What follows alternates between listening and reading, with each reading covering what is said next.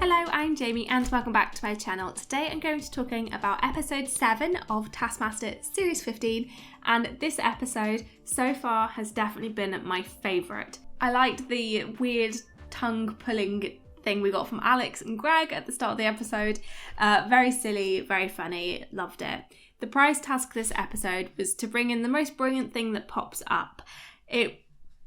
Weird category, but I think everybody did a quite a good job with this. So Iro bringing in the Taskmaster whack-a-mole, that was fun. I like that he made the effort to go, that Taskmaster twist. I thought it was fun, and it's something that famously pops up. So I thought it was a really, really good attempt at the task. May's one being the Pop-Tart in the toaster that has Brian Cox's face on it. Bizarre, but I thought it generally fit the category. I think maybe being a bit harsh on it.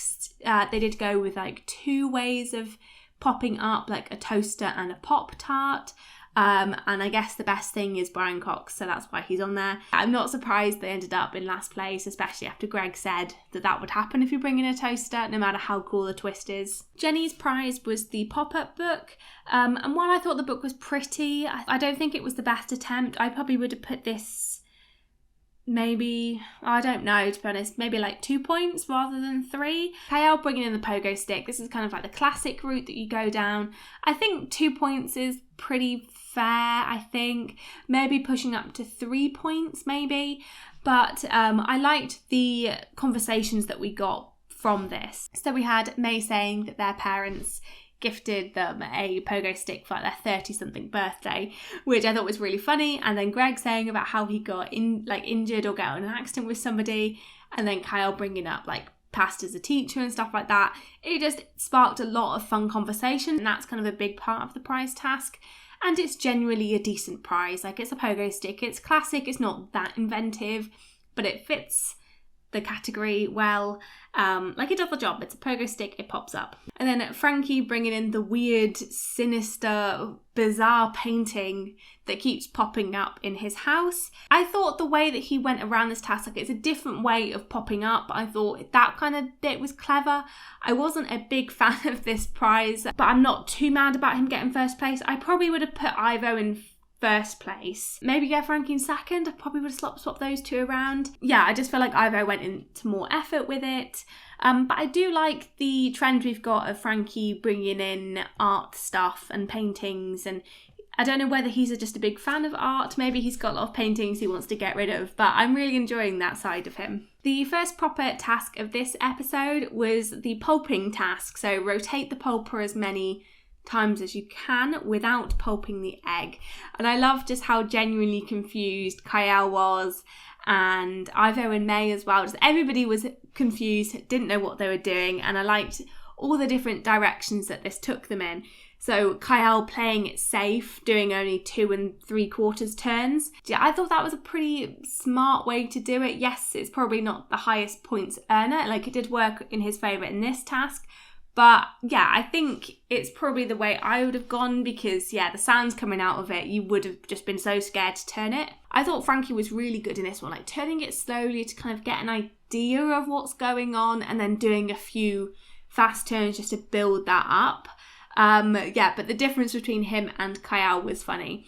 But yeah, I thought Frankie was quite smart with that, kind of getting a sense of what's going on, realising it's not the egg, and then kind of taking that chance, but not going too far with it, which I think, that is a really good way of approaching this task. Jenny kind of went in the opposite direction, thinking she had pulped the egg immediately and then just going wild. Yeah, I love Jenny's eccentric humour that we get from her. I thought, it was very entertaining to watch. I wasn't too surprised that her egg did break, but I was a bit confused by the way it was working. But after then seeing May's attempt at it, it did make sense of how it went up with the more turns. I wonder if they could have got more turns by turning it clockwise once and then turning it anti-clockwise another time. Maybe that could have got them more points. I don't know if that fits into the rules, but that's, I think, a good way of approaching it to get more of the turns in, if it is going up or down. But again, the contestants don't know they can't see anything, so obviously that's a viewer perspective, the benefit that we get from watching them do it. But that would have been a way of doing it if you knew what was going on. May's attempt, I was genuinely a bit on edge watching May's attempt. I thought they would stop it just in time. But yeah, getting up, because it was on the 11th one that it fell down. So up in 10 and a half, and I was like, no, stop. And yeah, it just falling off. I'm not surprised that it did fall off, but I think they stopped at that point, which was such a shame. And then we had Ivo being amazing with his approach, moving the spot. I thought that was a classic way of doing it, and then taking the egg out and then spinning it 30 odd times. It was great. Thinking outside the box, and a very Taskmaster way of approaching it. You can kind of tell he's a fan of the show. With Ivo, I'm seeing a lot of the time he is a bit unsure of himself, a bit unsure of oh my god, am I cheating? Am I gonna get disqualified? But I love that he went for it in this. It was 100% the right thing to do, and yeah, he definitely deserved the 5 points. And I think Frankie, very well deserved second place as well. Then we had another escape task, and I'm a big fan of the escape tasks. I think they're so good to watch. So yeah, we'll start with a team of 3. I was genuinely surprised when their timing was announced to be 17 minutes, because they seemed like they were on the ball the whole time, and I thought they did really well. So yeah, I was a bit surprised at that. But yeah, I loved this. I loved Jenny's reaction to the first sweet that she tried. Just amazing. They always do a tasting task in each series, and I really like the twist that they did in this one, not just having it solely be trying to work out what these flavours are, because that approach can get a bit tired when the only thing they're changing is the ice cream, if it's ice cream or juice or smoothie or something, or crisps. But I liked this approach of doing it as part of a bigger task. I think that's a way that they could kind of redo some of the tasks if they wanted, was to have it as be a part of a different task, like what they did with the bingo tasks. It gives the contestants a chance to try tasks that were done on other series, but in a new inventive way that's not tired. It's a really good way of changing it up, and I'm really enjoying that. I thought the flavours of the jelly babies were disgusting, but yeah, as I said, I love Jenny's reaction to it. But then May and Jenny seemed to really get into it, they were really collaborating and be oh yeah, I taste that now, which I really enjoyed. And then contrasted with Kiell just absolutely refusing to try the sweets, and the little licks that he was doing of it. It was just hilarious. The contrast between them was great. I think it's funny, especially after seeing the team task, the spoons one a few episodes ago, where Jenny and May were the ones that were being a bit of a disaster, and Kiell was pulling the team and doing really well. And now this, where he's just refusing to take part properly in the task, which I don't blame him. It's horrible. I like that he admitted that he was a bit of a monster. But overall, I thought their attempt at the task was fantastic. They seemed to just be so smooth, even with Kiell probably slowing them down a bit. May was fantastic in this one. Then we had the team of 2. And yeah, they were a bit of a disaster. I thought, again, hilarious. But yeah, Frankie thinking to add the numbers up. It was, oh God, I kind of understood where he was going for it. I don't know, I understand that idea of being stuck on an idea and not being able to kind of escape it, and Ivo being not too afraid, but too polite to kind of correct him, and trying to let Frankie work out himself first, and then I don't know how long they were at it until Ivo finally was we're not doing it that way anymore. But yeah, it was very polite and it was very funny. But it was kind of a quiet tension between the two of them, compared to the very obvious tension that they weren't getting along in that task. So yeah, I really liked that. I was thinking they were going to do so well. And then with this one, we had a bit of a disaster with this, where they couldn't find the key. And this was hilarious. I thought their attempt at the task was already very funny, with Frankie going completely off track and Ivo not doing anything about it soon enough. But then to not be able to find the key and thinking it was a double task. I'd really want to know when, what the timings are. So when did they unlock the padlocks and when did they find the key? I wonder if they had found the key and unlocked themselves immediately, whether or not they would have beaten the team of 3. I doubt it. I doubt they were searching for the key for over 20 minutes. But yeah, there were so many things about this episode that I liked, and this task in particular.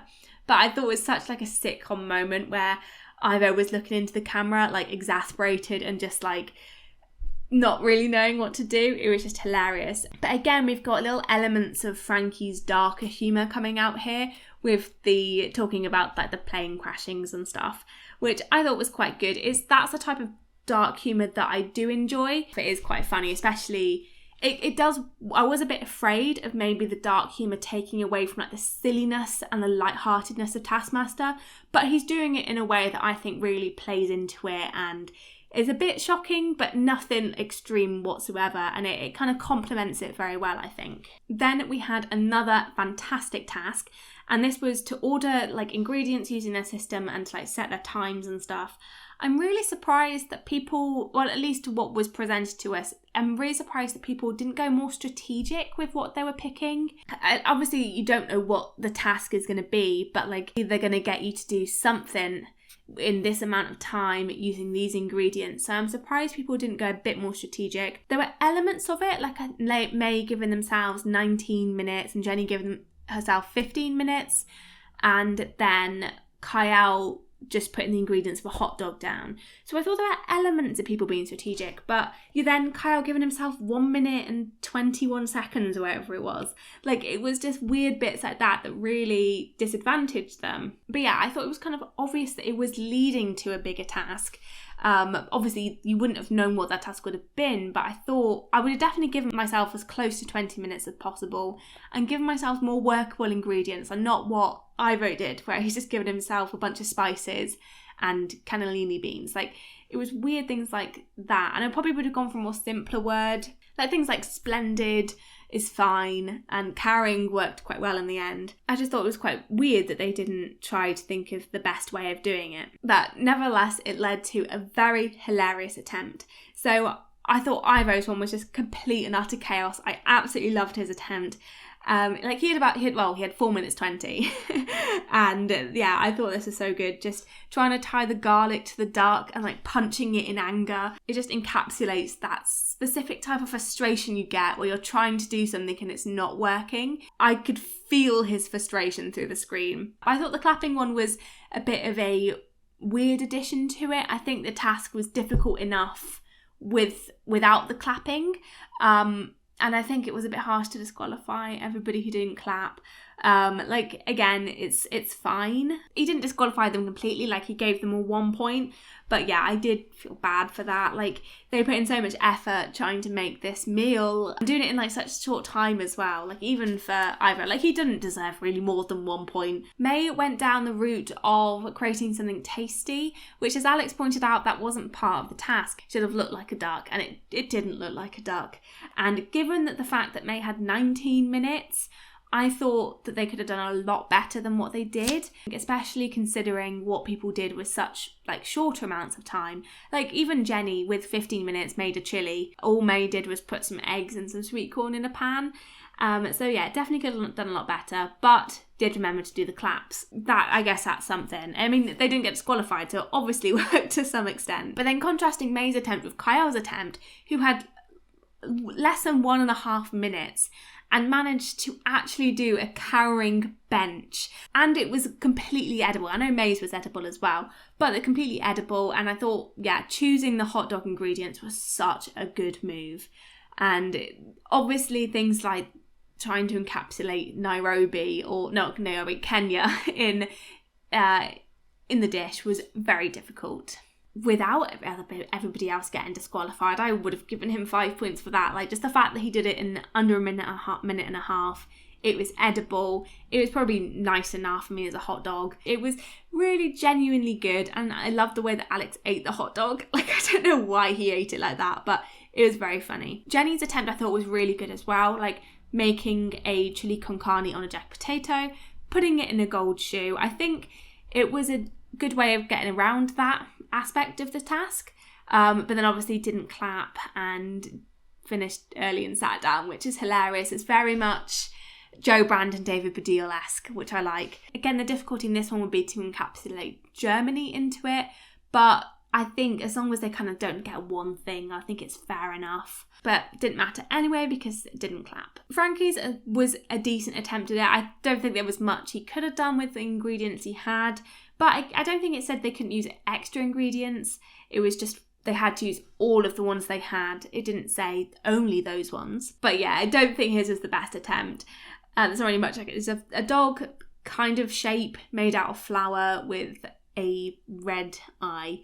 It was fine, I think, for what he, like, in the attempt at the task, but, like, again, didn't clap, so didn't get the points. But overall, I thought this was a really fun one. I always like the cooking tasks because it's, I don't know, just kind of reminiscent, like messing about in the kitchen, seeing what you create.